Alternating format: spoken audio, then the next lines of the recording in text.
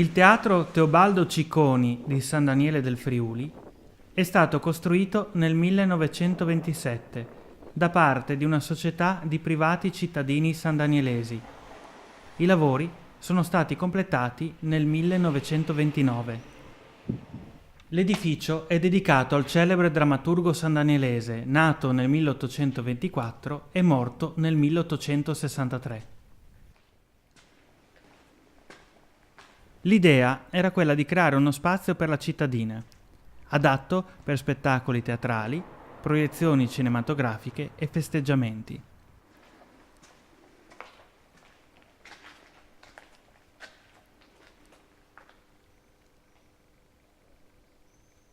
Il palco è largo 15,7 metri e profondo 11.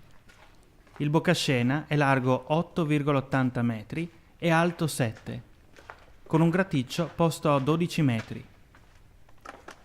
L'ampiezza dello spazio permetteva la realizzazione di spettacoli di grande formato, come ad esempio opere liriche. Il palco è oltretutto il terzo in regione per ampiezza, per quanto riguarda i teatri di prosa.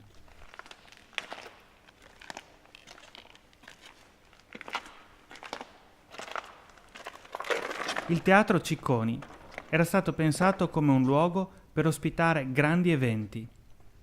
Per questo era stata creata una grande platea ad U leggermente inclinata, che poteva ospitare fino a 380 posti a sedere, che sommati ai 70 posti della galleria consentiva una capienza complessiva di 450 persone.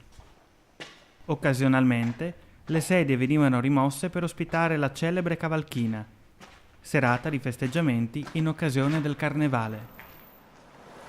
Il foyer del teatro è la parte dello stabile tutelata dai beni culturali.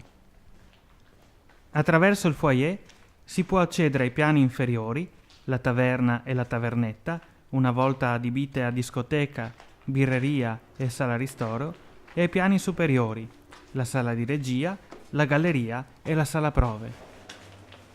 Il teatro è stato attivo dal 1929 fino agli anni 90, superando anche la crisi del sisma del 76.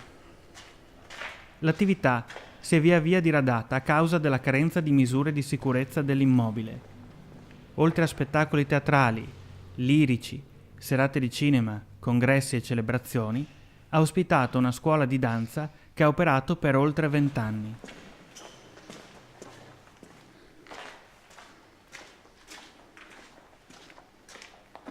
Dall'anno 2011 il Teatro Cicconi è proprietà del Comune di San Daniele.